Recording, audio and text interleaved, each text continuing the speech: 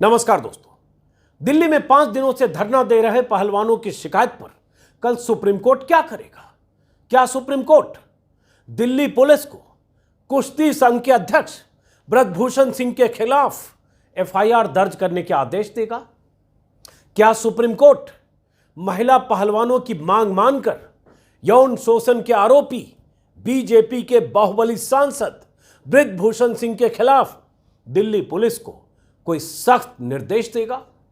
या फिर supreme court Delhi police की इस दलील को मान लेगा कि ब्रजभूषण सिंह के खिलाफ एफआईआर दर्ज करने से पहले प्राथमिक जांच की जरूरत है?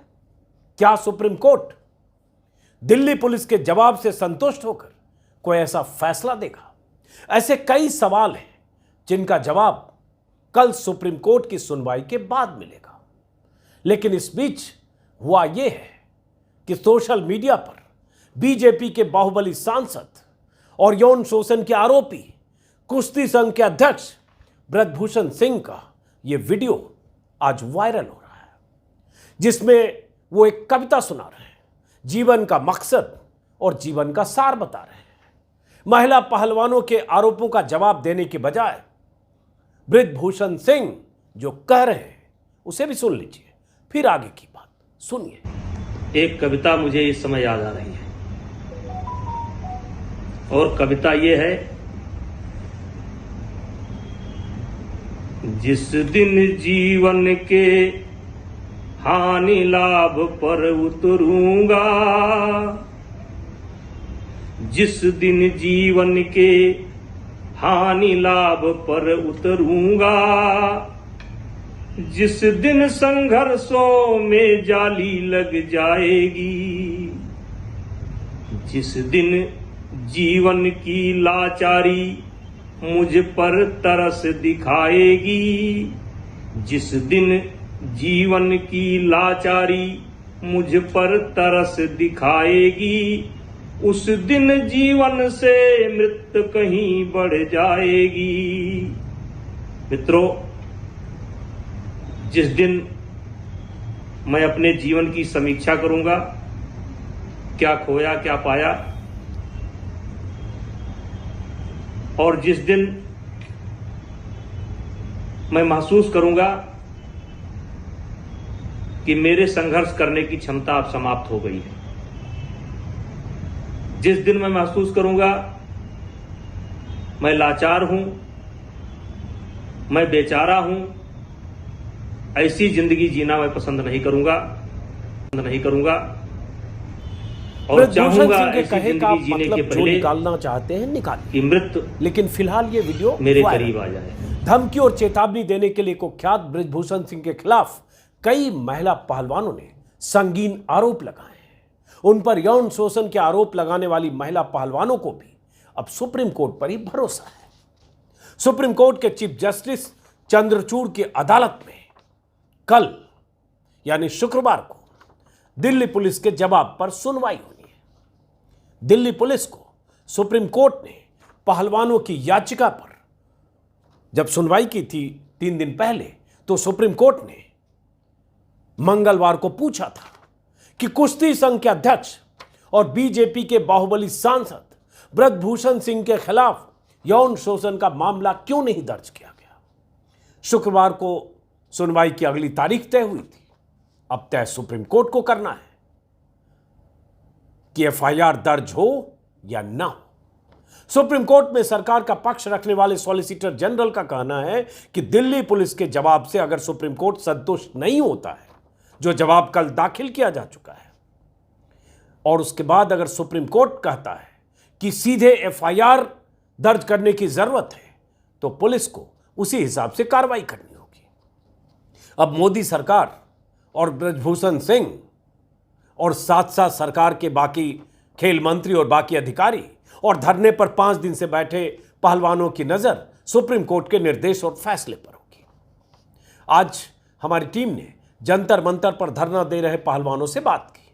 उनका साफ कहना है कि हम सुप्रीम कोर्ट के फैसले का इंतजार करेंगे, लेकिन अगर वहां भी हमारी बात नहीं सुनी गई, नहीं सुनी जाती है, तो यह धरना जारी रहेगा। मैम आपको क्या लगता है, आप लोग 5 दिन से यहाँ बैठे हो, कोई कार्रवाई हो पाएगी सरकार की तरफ से? देखो अभी तक तो कोई कार्रवाई नहीं हुई है, ना ही एफआईआर हुई है। तो आज 5 दिन पूरे होने वाले हैं, तो बस उम्मीद है और बस यूँ ही है कि लड़ रहे हैं और जब तक न्याय नहीं मिलेगा तो हम लड़ते रहेंगे। मैम ये ब्रिजभूषण शरण सिंह इतने बड़े कहा जाता है कि बाहुबली हैं, तो आपको क्या लगता है कि सरकार को कुछ इसमें राजनीतिक नुकसान हो रहा है, उन पे कार्रवाई करने में क्या क्या डर है सरकार को कार्रवाई करने? कुछ तो ये बात है ही कि पॉलिटिकल स्ट्रॉन्ग है वो और रूलिंग पार्टी के हैं, तो इसीलिए शायद कार्रवाई नहीं हो रही है। मैम आप इतने बड़े आदमी के खिलाफ आप लोग बैठे हैं धरने पे। ब्रिजभूषण शरण सिंह ने खुद कबूल किया था एक इंटरव्यू में कि मैंने एक हत्या की है, तो आप लोग को कोई डर नहीं लगता कि इतने बड़े आदमी के खिलाफ आप लोग? नहीं सर, अब तो डर से ऊपर बात उठ गई। मतलब जब ये धरना दूसरी बार डिसाइड किया ना, जब तो हर चीज़ से डर उठ ही गया था। तो प्रधानमंत्री नरेंद्र मोदी जब आप लोग मेडल जीत के आए थे तो पूरे देश ने विजुअल वो देखे थे कि प्रधानमंत्री आपको अपने बगल में खड़ा करके चाय पिला रहे थे, हंस के बात कर रहे थे। अब प्रधानमंत्री आपको क्या लगता है, आपके मांगों का अनदेखा कर रहे हैं, क्या लगता है? देखो इस हिसाब से तो यही लग रहा है कि अनदेखा कर रहे हैं। हम रिक्वेस्ट भी कर रहे हैं कि आप मन की बात सुनते हो, हमारी मन की बात भी सुन लो, हम लड़कियों की मन की बात भी सुन लो। तो मैम आपको सुप्रीम कोर्ट पे क्या लगता है, पूरा भरोसा है? हाँ जी भरोसा है, बाकी कल पता ही चल जाएगा। अगर कल सुप्रीम कोर्ट में मान लीजिए आपके पक्ष में फैसला नहीं आता तो फिर इस धरने की शक्ल क्या होगी? ये कंटिन्यू रहेगा। कंटिन्यू रहेगा। अब पहले एक बार फैसला आने दो, उसके बाद हम डिसाइड करेंगे। हाँ कि सरकार से कोई बातचीत हुई है क्या, आगे क्या? नहीं भाई, अभी तक तो कोई बातचीत नहीं हुई कोई है। बातचीत नहीं हुई, सरकार की तरफ से कोई मैसेज नहीं है? नहीं भाई। आपको क्या लगता है कि ब्रिजभूषण शरण सिंह पे सरकार कार्रवाई कर पाएगी या क्या क्या मतलब क्यों नहीं कार्रवाई कर पाएगी? देखिए, सरकार कार्रवाई करे ना करे वो अलग चीज़ है, पर कानून से बड़ा तो हिंदुस्तान में कोई भी नहीं है, ना ब्रिजभूषण है ना सरकार है। और हमें कानून पे, अपने कानून पे पूरा भरोसा है कि खिलाड़ियों के साथ न्याय होगा। आपको सुप्रीम कोर्ट पे भरोसा है? कल 28 तारीख को सुप्रीम कोर्ट में सुनवाई है इसमें। जी बिल्कुल, मैंने बताया आपको, हमें कानून पे पूरा भरोसा है कि खिलाड़ियों के साथ न्याय होगा। कल हियरिंग है पहली, और हमें उम्मीद भी है कि जल्द से जल्द न्याय हो। अच्छा बजरंग जी, मान लीजिए कल सुप्रीम कोर्ट में या आपके पक्ष में फैसला नहीं आता है तो इस आंदोलन का क्या रूप होगा फिर? देखिए, अभी बजरंग इसका मुखिया नहीं है, और इस पे पहली तो हम न्यायपालिका पे हमें पूरा भरोसा है कि खिलाड़ियों के साथ न्याय होगा, क्योंकि कोई महिला खिलाड़ी ऐसे नहीं आती, कोई भी महिला खिलाड़ी नहीं, कोई भी महिला ऐसे सामने नहीं आएगी कि भाई मेरे साथ यौन शोषण हुआ है, उसके साथ कुछ हुआ वो तभी आगे आती है। तो मुझे लगता है कि हमें पूरा भरोसा है न्यायपालिका पे कि हमें खिलाड़ियों को ज़रूर न्याय मिलेगा। जो भारत की बेटी आज जंतर मंतर पर बैठी हैं, जो यहाँ फुटपाथ पे सोने को मजबूर हैं, उनको ज़रूर न्याय मिलेगा। आपने आरोप लगाया था कि हम लोग मच्छरों में सो रहे हैं, सुबह हमको प्रैक्टिस भी नहीं करने दी जा रही है, तो आपको क्या लगता है कि सरकार की इतनी रोक क्या सही है? मुझे लगता है दिल्ली पुलिस ने अभी तक एफआईआर दर्ज नहीं की, तो ज़्यादा ही प्रेशर है सरकार का। और अभी सरकार ने भी कोई, अब तक मुझे नहीं लगता कि सरकार को पता नहीं। मैं आपके माध्यम से भी प्रधानमंत्री जी से और गृह मंत्री जी से विनती करूंगा कि आपका ही नारा है महिला सशक्तिकरण, बेटी बचाओ बेटी पढ़ाओ, तो आप एक बार इन बेटियों को भी बचा लीजिए। न्याय की गुहार में ये फुटपाथ पे मजबूर बैठी हैं। आप कह रहे थे कि प्रधानमंत्री जी आपके साथ, आप लोग ने कहा कि कल ही कहा था कि प्रधानमंत्री जब हम लोग मेडल लाए थे तो हमको बुला के वहाँ पे चाय पिला रहे थे, लेकिन अब जब हमारी लड़ाई है तो प्रधानमंत्री नहीं सुन रहे हैं। तो प्रधानमंत्री क्या आपको लगता है कि अनदेखा कर रहे हैं इस मुद्दे को? जी देखिए, बिल्कुल, जब मेडल लाते हैं, जब हम देश के बेटे हो जाते हैं, बेटियाँ हो जाते हैं, अब इस यहाँ प्रोटेस्ट कर रहे हैं तो हमें हरियाणा, सिर्फ हरियाणा का बताया जा रहा है, एक समाज का बताया जा रहा है कि भाई एक ही कम्युनिटी के हैं ये। तो जब मेडल लाते हैं, जब हम भारत के बेटे बेटी हो जाते हैं। और प्रधानमंत्री जी को मैं आपके माध्यम से भी यही बोलूँगा, विनती करूँगा कि आपको संज्ञान लेना चाहिए और भारत की बेटी आज मुश्किल में है, उनको बचा लीजिए। अगर आज नहीं बचा पाए तो जो ये ऐसे लोग बेटियों का शोषण करते हैं, अभी तो पर्दे के पीछे करते हैं, फिर ये पर्दे के आगे भी ऐसी चीज़ें करेंगे। ये तो आपने सुना बजरंग पूनिया और साक्षी मलिक को। सुप्रीम कोर्ट में अब कल की सुनवाई अहम है। वैसे कानून के जानकार ऐसे मामलों में एफआईआर दर्ज करने को लेकर सुप्रीम कोर्ट के ही 9 साल पुराने एक फैसले का जिक्र कर रहे हैं। जब ललिता कुमार बनाम यूपी सरकार पर फैसला देते हुए 2013 में सुप्रीम कोर्ट की संविधान पीठ ने कहा था, गौर से सुनिएगा, registration of FIR is mandatory under section 154 of the criminal procedure if the information discloses commission of a cognizable offense and no preliminary inquiry is permissible in such a situation। मतलब ये कि अगर अपराध संज्ञेय है, कॉग्निजेबल है, तो FIR दर्ज करना मैंडेटरी है, जरूरी है, प्राथमिक जांच की जरूरत नहीं है। इसी फैसले में सुप्रीम कोर्ट ने कहा था कि अगर कोई पुलिस अधिकारी कॉग्निजेबल ऑफेंस में, संज्ञेय अपराध में एफआईआर दर्ज नहीं करता है तो उसके खिलाफ भी कार्रवाई होनी चाहिए। इस हिसाब से देखें तो महिला पहलवानों का यह आरोप कॉग्निजेबल ऑफेंस है, संज्ञेय अपराध है और ऐसे मामलों में एफआईआर तो दर्ज होनी ही चाहिए। इसमें भी कोई शक नहीं कि अगर आरोपी बीजेपी के दबंग सांसद नहीं होते, जिनकी राजनीतिक हैसियत और अहमियत यूपी में बीजेपी के लिए नहीं होती, आने वाले चुनाव में नहीं होती, तो दिल्ली पुलिस अब तक एफआईआर दर्ज कर चुकी होती। यही दिल्ली पुलिस है जो दिल्ली में केजरीवाल की पार्टी की तरफ से मोदी के खिलाफ पोस्टर चिपकाने पर तुरंत एफआईआर दर्ज कर लेती है। 24 घंटे में 2 दर्जन लोगों को छापे मारकर गिरफ्तार कर लेती है। लगातार दबिश डालने लगती है, किसने पोस्टर छापे, किसने पोस्टर चिपकाए। और यही दिल्ली पुलिस है जो फैक्ट चेकर मोहम्मद जुबैर को एक ट्वीट करने के एवज में गुमनाम से आदमी की शिकायत पर बेंगलुरु से बुलाकर गिरफ्तार कर लेती है। यही दिल्ली पुलिस है जो राहुल गांधी के भाषण में महिलाओं के शोषण का जिक्र आने पर राहुल गांधी से पूछताछ करने उनके घर पहुंच जाती है। भाषण दिया राहुल गांधी ने कश्मीर में और कई दिन बाद पुलिस पहुंच गई उनके घर। उन महिलाओं का पता जानने को दिल्ली पुलिस बेचैन हो गई जिनका जिक्र राहुल गांधी ने भारत जोड़ो यात्रा के दौरान किया था। और यही दिल्ली पुलिस है जो धरने पर बैठी देश की नामचीन महिला पहलवानों की शिकायत पर मामला दर्ज करने में आनाकानी कर रही है। कुछ तो वजह होगी। अगर पहलवानों की शिकायत एकदम गलत है, अगर आरोप सही नहीं है, तो भी एफआईआर दर्ज करे और जांच करके दिल्ली पुलिस बता दे कि मामला फर्जी है। लेकिन दर्ज तो करे, जांच तो करे। अब सुप्रीम कोर्ट के रुख का सबको इंतजार है। मोदी जी और अमित शाह के रुख का तो किसी को पता नहीं चल रहा है। दोनों महानुभाव चुनाव में व्यस्त हैं। कर्नाटक में चुनाव है, भाषण भी दे रहे हैं। बस पहलवानों के इस धरने की तरफ किसी की नजर नहीं है, आंखें मूंदे बैठे हैं। और यही पहलवान मेडल लेकर अगर आए होते तो मोदी जी इनके साथ फोटो भी खिंचवा रहे होते, इन्हें अपने घर पर भी बुलाया होता और कैमरों के सामने बहुत प्यार से इनसे बात भी कर रहे होते। यही तो कल धरने पर गए सतपाल मलिक ने कहा था। एक बार फिर से सुनिए सतपाल मलिक का वो बयान। वैसे कल के वीडियो में मैं सुना चुका हूं, लेकिन फिर भी सुनिए। लाडली बेटियां जो बहुत बुरी स्थितियों में मेहनत करके हमारा तिरंगा फहराती हैं, दुनिया में मेडल लेके आती हैं, उस वक्त तो हम बड़ी बेशर्मी से इनको चाय पे बुलाते हैं, इनका सम्मान करते हैं, इनके साथ फोटो खिंचवाते हैं।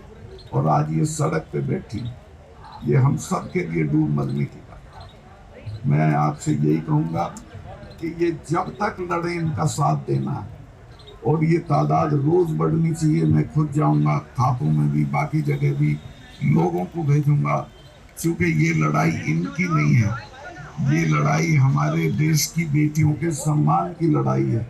इनके ऊपर तमाम तरह के दबाव हैं, इनके परिवारों पे दबाव हैं, लेकिन वो कोई काम नहीं करेंगे क्योंकि इनके साथ जनता जनार्दन है और लोग इनके साथ हैं। कल सतपाल मलिक जम्मू कश्मीर के पूर्व राज्यपाल पहलवानों के पास गए थे। किसान संगठनों के नेताओं और खापों के प्रतिनिधियों का पहुंचना आज भी जारी रहा। भारतीय किसान यूनियन के मुखिया नरेश टिकैत भी आज पहलवानों को समर्थन देने जंतर मंतर पहुंचे और टिकैत ने कहा कि खिलाड़ियों के साथ न्याय होना चाहिए और बृजभूषण सिंह के खिलाफ तुरंत कार्रवाई होनी चाहिए। ऐसा बहुत सारे लोग कर रहे हैं। किसान नेताओं के बयान लगातार आ रहे हैं, खापों के नुमाइंदों के बयान लगातार आ रहे हैं। राकेश टिकैत ने भी एक वीडियो जारी करके पहलवानों को समर्थन देने की बात की है, वो वीडियो भी देखिए और राकेश टिकैत का बयान भी सुनिए। और इसके बाद आगे मैं बताता हूं कि आज जंतर मंतर पर जो लोग पहुंचे थे उनसे जब हमारी टीम ने बात की तो उन्होंने क्या कहा। आगे आज कई दिन बाद में फिर आना पड़ा हमको, और एक गंभीर मामला दिल्ली में चला हुआ है।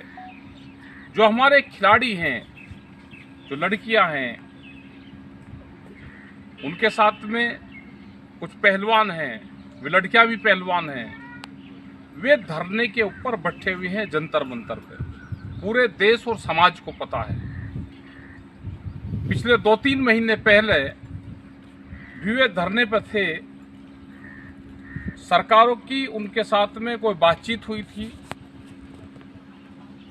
यौन शोषण का मामला है, उसमें एक कमेटी बनी थी, उस कमेटी ने कोई रिपोर्ट नहीं दिया। दोबारा फिर उन लोगों को धरने पर बैठना पड़ा, समाज के सामने अपनी बात कहनी पड़ी, और गांव में इस मुद्दे पे बहुत गुस्सा है। सब लोग हम उन खिलाड़ियों के साथ में हैं, उनको न्याय मिलना चाहिए। हमारी भारत सरकार से ये डिमांड हमारी है कि खिलाड़ी कोई क्षेत्र जाति का नहीं होता। जब खिलाड़ी नेशनल और इंटरनेशनल स्तर पर जाता है वो तो देश का खिलाड़ी होता है। कोई भी उनकी समस्या है, हमारी सबकी जिम्मेदारी बनती है कि उसका समाधान हो। कल 27 तारीख में नरेश टिकैत जी, अध्यक्ष भारतीय किसान यूनियन, वहां पे जाएंगे, उनके बीच में जाएंगे बच्चों के, उनसे जानकारी लेंगे, और लोग भी वहां पे पहुंचे, जाए वहां पे, और जो भी उनसे जानकारी होगी उसको फिर हम चिट्ठी पहले भी लिखी है, सरकारों को दोबारा फिर चिट्ठी लिखेंगे।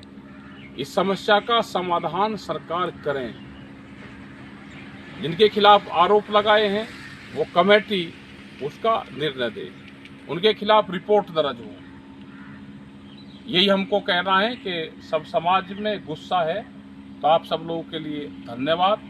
जंतर मंतर पर पहुंच रहे किसानों और इस धरने को समर्थन देने वालों का कहना है कि मामला बृजभूषण सिंह जैसे बाहुबली सांसद से जुड़ा है, इसलिए दिल्ली पुलिस कोई कार्रवाई नहीं कर रही। सुनिए लोग क्या कह रहे हैं। बृजभूषण सिंह पे सरकार कार्रवाई क्यों नहीं कर पा रही? दबाव में आ रही है, गुंडा है बड़ा, दबाव में आ रही है, और सरकार की वोट बैंक है उसके पल्ले। अच्छा। इस वजह से सरकार उस पर कार्रवाई नहीं कर पा रही।